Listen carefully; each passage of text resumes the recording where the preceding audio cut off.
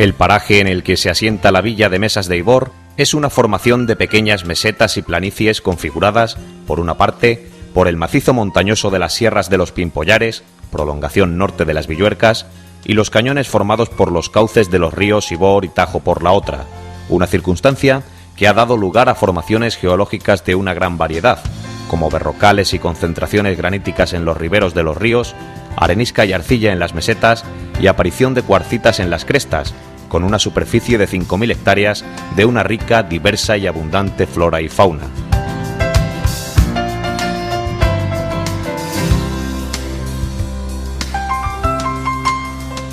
La ubicación y la riqueza natural de este pequeño paraíso ha hecho que desde los tiempos más remotos fuera buscado como abrigo por animales primero y por los hombres después, encontrándose huellas de los primeros pobladores en distintos puntos de la geografía local.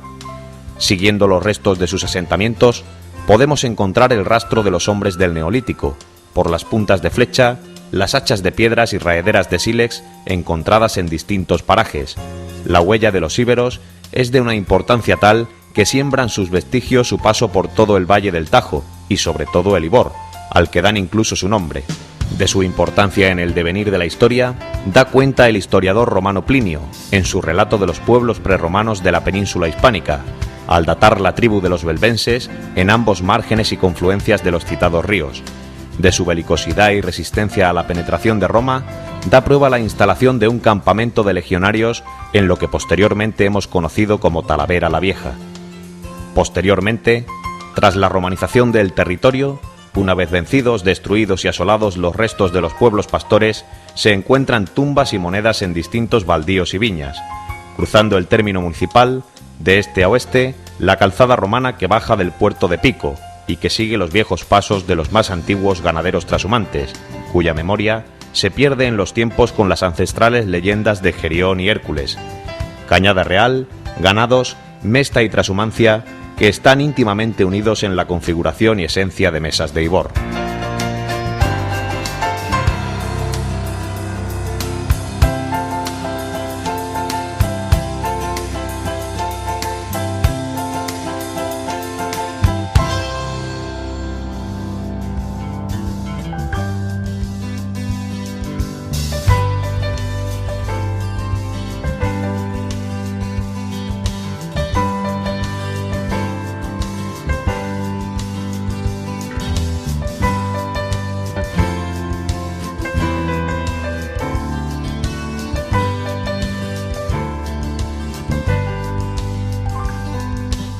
Del paso de los godos pueden datarse múltiples restos de tumbas, excavadas en la roca, en los márgenes del camino y en el centro de la meseta, como la iglesia de San Benito Abad, reconstrucción románica de otra más antigua que se erigió en el paraje de los Mártires, o en el Cerro de la Ermita, de cuyos vestigios solo queda la toponimia. El edificio fue de nuevo reconstruido en el siglo XVII,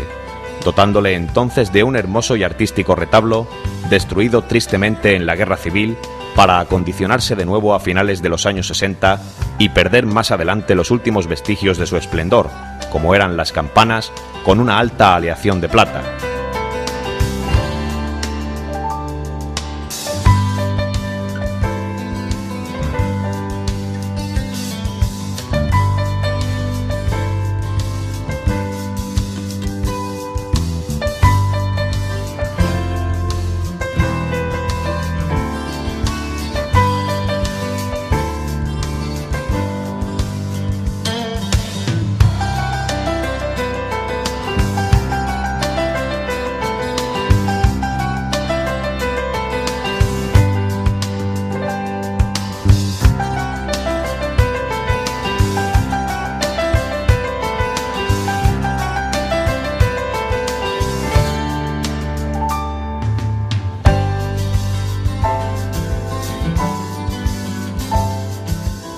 ¿Y qué decir del paso de los árabes, con abundantes restos de cerámica por distintos lugares, restos de aljibes y pozos con conducción de agua subterránea por canalización hasta las tenerías inoques, donde era utilizada para el curtido y manipulación de las pieles, sin olvidar paisajes con la toponimia de su recuerdo, como las Moedas, el Cerro de la Mora o la Tinaja de los Moros?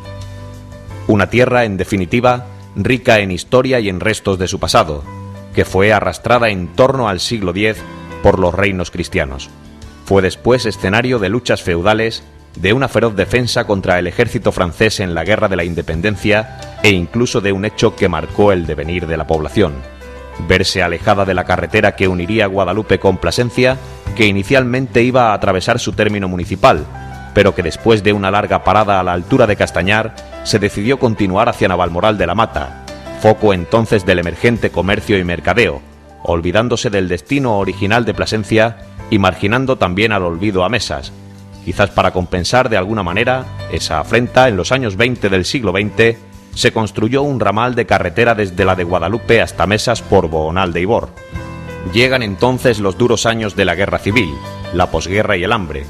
hasta que la construcción de la presa sobre el río Tajo trajo su primera gran alegría en muchos años, llenando de vida y de vecinos el pueblo, con gentes que acudieron a las obras de todas partes de España y que también participaron en la construcción de las carreteras de Mesas a Valdecañas y Campillo de Deleitosa, que hasta entonces habían permanecido incomunicadas.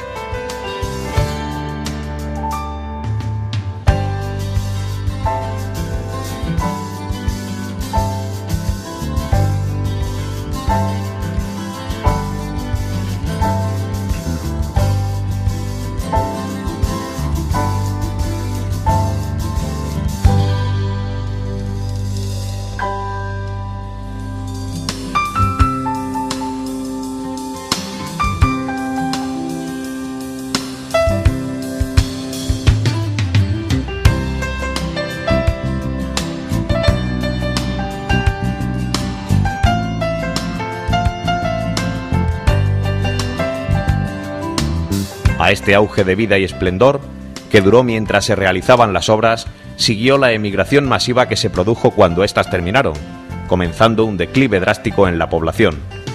En pocos años se cerraron viviendas, se arruinaron negocios, se abandonaron oficios, desaparecieron las fraguas, las carpinterías, las posadas, las panaderías, los molinos, las unidades escolares, y con el embalse de las aguas, en la presa se inundaron y perdieron las tierras más ricas y feraces.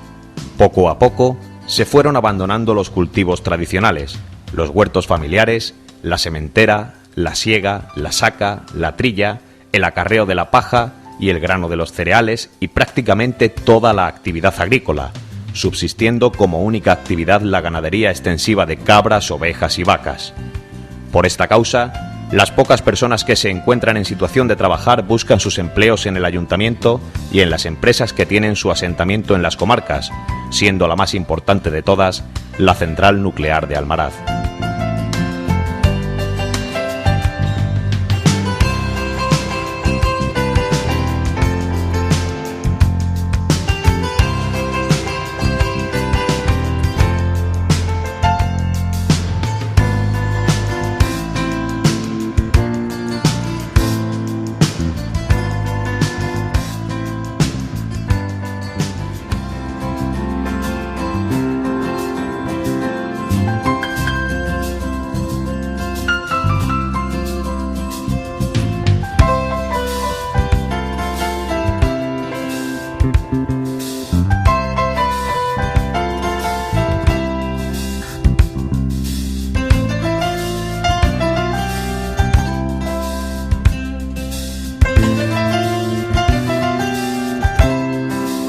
Mesas de Ibor es, en definitiva, un paraíso para la vista ante el entorno natural que rodea su casco urbano, pero también para el resto de los sentidos, al recordar el humo de sus chimeneas en invierno, el olor de sus jaras en primavera, el aroma de los tomillos y romeros y el orégano, la recolección de las aceitunas,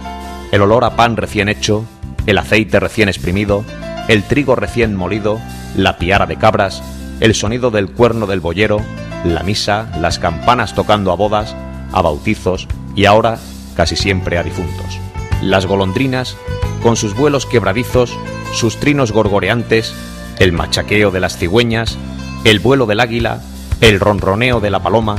el piar de la perdiz, el canto del gallo, la berrea de los ciervos, el gruñido del jabalí, la matanza, el frite de los peces, las fiestas, imágenes, sonidos, el olor de un pueblo.